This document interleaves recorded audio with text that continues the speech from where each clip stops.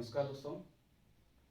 आज हम सामाजिक विषय के अंदर बात करने जा रहे हैं मौर्य वंश की। इससे पहले हमने बात करती थी महाजनपदों की, जिसके अंदर 16 महाजनपदों और 10 गणराज्यों का अध्ययन हमने किया था। और इसके बाद में हम सामाजिक अध्ययन के अंदर, और विशेष तौर पर ये 10वीं क्लास का विषय है और टॉपिक रहा है, उनके सिलेबस का एक अंग है। तो हम बात करेंगे मौर्य वंश की। मौर्य वंश, जैसे महाजनपदों के अंदर हमने बात की 16 महाजनपद, और उस 16 महाजनपदों के अंदर 4 महत्वपूर्ण जो विशेष शक्तिशाली स्वतंत्र महाजनपद थे उसके बारे में बात की, कि जिसके अंदर हमने नाम लिया था मगध, कौशल, वत्स और अवंती। ये 4 प्रमुख शक्तिशाली महाजनपद थे। तो इसी महाजनपदों के अंतर्गत एक महाजनपद जो एक साम्राज्य के रूप में उभर करके सामने आया और उसका नाम था मगध। एक महाजनपद जो साम्राज्य के रूप में उभर करके सामने आया और उसका नाम था मगध महाजनपद। मगध महाजनपद सबसे शक्तिशाली महाजनपद। हम बात कर रहे हैं 326 ईसा पूर्व की। इस समय 326 ईसा पूर्व के अंदर मगध का शासक था घनानंद, जो नंद वंश का शासक था। और इसके शासनकाल के अंदर ही सिकंदर ने भारत के ऊपर आक्रमण करना शुरू कर दिया था, और जिसकी वजह से बाह्य आक्रमण के कारण और इसके साथ साथ में यहाँ का जो नंद वंश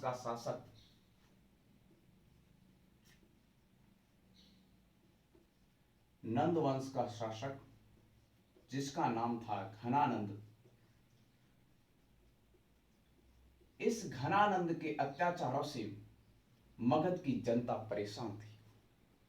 इसके साथ साथ में घनानंद ने क्या कर दिया था, इस जनता के ऊपर भारी कर लगा दिए थे, और उस करों को अदा करना जनता के बस की बात नहीं थी। ऐसी स्थिति की वजह से एक संपूर्ण भूभाग पर, संपूर्ण भारत पर एक ऐसे राजा की जरूरत थी जो सभी को एकता के सूत्र में पिरो सके। ऐसी स्थिति के अंदर एक कौटिल्य का शिष्य इतिहास के धरातल पर एक आता है उभर करके सामने, और मौर्य वंश की स्थापना करता है। कौटिल्य का शिष्य कौटिल्य, जिसका अन्य नाम मिलता है विष्णुगुप्त और चाणक्य आदि नामों से जाना जाता है इनको। और इनका एक शिष्य आता है चंद्रगुप्त।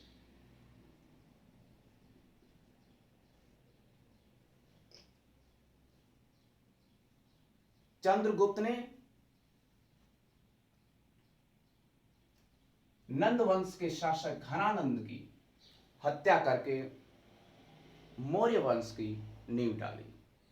तो मौर्य वंश का संस्थापक किसे कहा जाता है? चंद्रगुप्त मौर्य को। तो आपको याद रखना है, मौर्य वंश का संस्थापक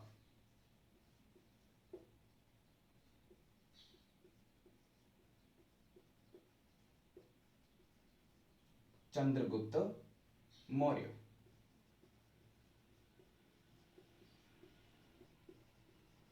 जो इस मगध के सिंहासन पर 322 ईसा पूर्व के अंदर बैठता है, और यहां से लेकर के 322 से लेकर के 298 ईसा पूर्व तक शासन करता है।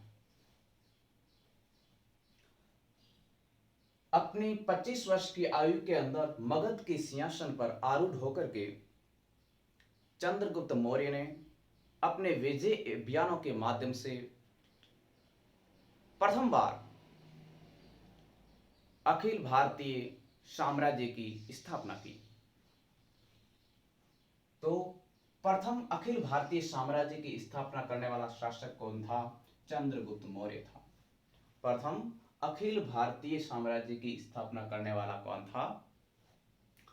चंद्रगुप्त मौर्य। इसी के काल के अंदर, चंद्रगुप्त मौर्य के काल के अंदर, यानी 305 ईसा पूर्व के अंदर,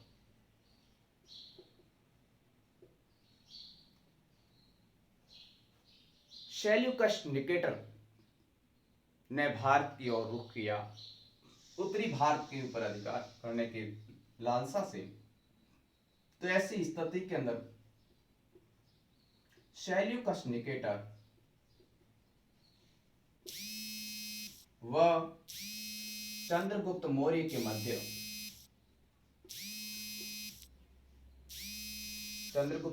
मध्य युद्ध हुआ।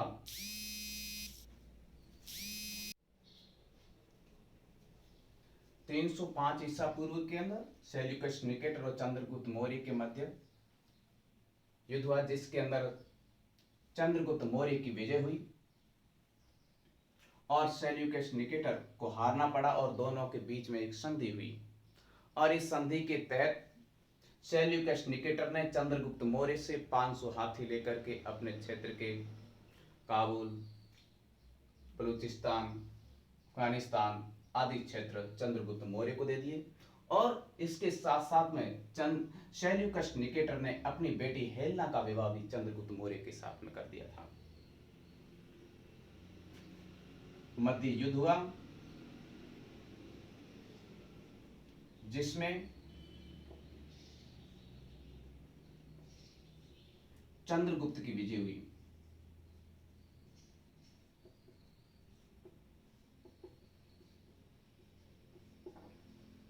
इसके अंदर सेल्यूकस ने अपनी बेटी हेलेना का विवाह किसके साथ में कर दिया? चंद्रगुप्त मौर्य के साथ में कर दिया। और इसके साथ साथ में सेल्यूकस निकेटर ने अपना एक राजदूत भी चंद्रगुप्त मौर्य के दरबार में भेजा और उसमें राजदूत का नाम था मैगस्थनीज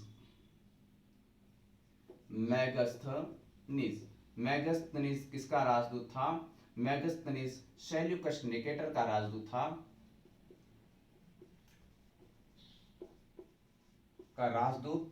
जो इस चंद्रगुप्त मौर्य के दरबार के अंदर आया था। और इस मैगस्थनीज ने एक प्रसिद्ध पुस्तक लिखी थी जिसका नाम था इंडिका। क्या नाम था? इंडिका। तो इंडिका पुस्तक का लेखक कौन था? मैगस्थनीज था। तो इसके जो सेल्यूकस निकेटर का राजदूत था। तो इस प्रकार से चंद्रगुप्त मौर्य, जिसने संपूर्ण भारत को एकता के सूत्र में बांधने का प्रयास किया और इसके लिए कई सारे विजय अभियान किए, और इसके साथ साथ में जाना जाता है कि इसने संपूर्ण भारत के उन क्षेत्रों के ऊपर भी अधिकार किया, जैसे दक्षिण भारत के अंदर हमारे को 2 तमिल ग्रंथ मिलते हैं जिसका नाम है अहनानुरू व मुर्नानुरू। ये 2 तमिल ग्रंथ हैं। कैसे ग्रंथ हैं? तमिल ग्रंथ। इस ग्रंथों से पता चलता है कि चंद्रगुप्त मौर्य ने दक्षिण भारत की ओर भी अभियान किया था और उन क्षेत्रों पर भी विजय प्राप्त की थी। पूछा जा सकता है कि किन तमिल ग्रंथों के माध्यम से पता चलता है कि चंद्रगुप्त मौर्य ने दक्षिण भारत की ओर भी अभियान किया था? तो वो तमिल ग्रंथ है अहनानुरू और मुर्नानुरू। सेल्यूकस निकेटर का राजदूत जो चंद्रगुप्त मौर्य के दरबार में आया, जिसका नाम था मैगस्थनीज। ठीक है। और इसके बाद में चंद्रगुप्त मौर्य ने अपने जीवन के अंतिम काल के अंदर एक जैन साधु जिसका नाम था भद्रबाहु से जैन धर्म की दीक्षा ग्रहण कर ली। तो इसने भद्रबाहु से जैन धर्म की दीक्षा ग्रहण की और अपने जीवन के अंतिम काल यानी 298 ईस्वी के अंदर, ईसा पूर्व के अंदर 298 ईसा पूर्व के अंदर यह श्रवणबेलगोला नामक स्थान पर, कौन सा स्थान? श्रवणबेलगोला, जो उस समय का मैसूर वर्तमान कर्नाटक है, वहां पर उपासना पद्धति के माध्यम से अपने प्राणों का त्याग कर देता है, यानी व्रत रख करके यानी अन्न पानी वगैरह छोड़ देता है और इस प्रकार से अपने जीवन का अंत काल इनका इस श्रवण बेलगोला कर्नाटक यानी मैसूर नामक स्थल उस समय का था। वहां पर 298 ईसा पूर्व के अंदर चंद्रगुप्त मौर्य की मृत्यु हो जाती है। जब चंद्रगुप्त मौर्य की मृत्यु होती है तो उसके बाद में यहाँ का उत्तराधिकारी चंद्रगुप्त मौर्य का होता है, बनता है बिंदुसार। कौन बनता है? बिंदुसार। इसके बाद में मौर्य वंश का नया शासक बनकर के आता है। चंद्रगुप्त मौर्य का अगला उत्तराधिकारी बिंदुसार।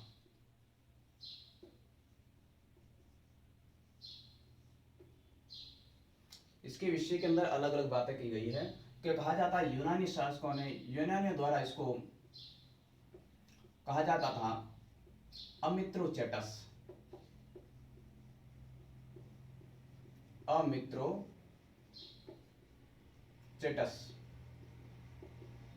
यूनानी ग्रंथों के अंदर उल्लेख मिलता है कि बिंदुसार को क्या कहा जाता था? अमित्रोचेटस कहा जाता था। इसके अलावा वायु पुराण जो हमारे ग्रंथ हुए हैं, वायु पुराण में इसे भद्रसार कहा गया है। वायु पुराण में बिंदुसार को क्या कहा गया है? भद्रसार। और एक जैन ग्रंथ मिलता है, जैन ग्रंथों के अंदर इसको सिंहसेन के नाम से जाना है। जैन ग्रंथों में सिंहसेन।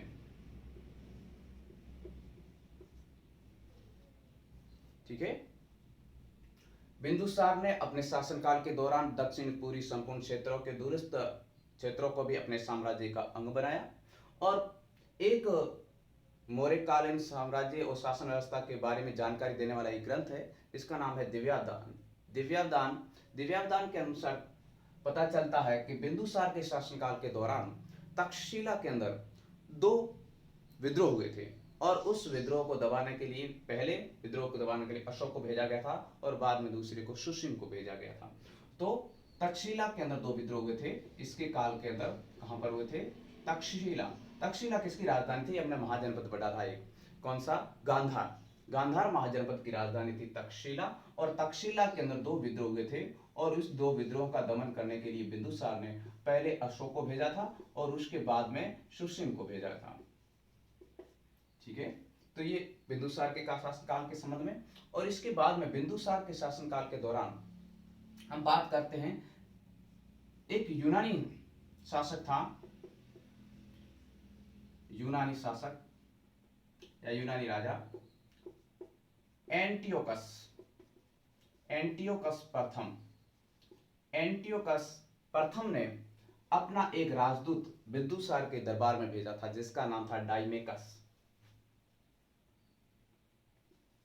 अपना राजदूत यहां भेजा था, राजदूत जिसका नाम था डाइमेकस। ठीक है, डाइमेकस। तो एंटियोकस प्रथम का जो राजदूत था डाइमेकस, वो बिंदुसार के दरबार में आया था। और एक लेखक हुए हैं प्लिनी। क्या नाम है? प्लिनी के अनुसार यह कहा जाता है कि एक मिस्र का राजा था। कहां का राजा था? मिस्र का राजा। और मिस्र का राजा जिसका नाम था फिलाडेल्फस, या इसको मेरी द्वितीय के नाम से भी जाना जाता था। क्या कहा जाता था? Mary second. तो इसने माना जाता है कि बिंदुसार, प्लिनी के अनुसार कि मिस्र के राजा फिलाडेल्फस यानी मेरी द्वितीय ने भी अपना एक राजदूत बिंदुसार के दरबार के अंदर भेजा था और उसका नाम था डायनिसियस। क्या नाम था?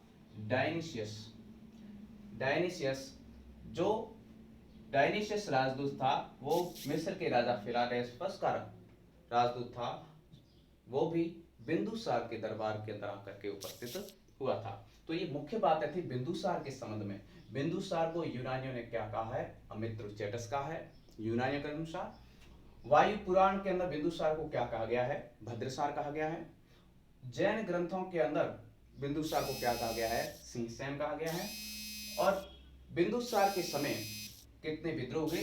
2 विद्रोह हुए। और उसका दमन करने हेतु बिंदुसार ने किसे भेजा? अशोक और सुसीम को भेजा था।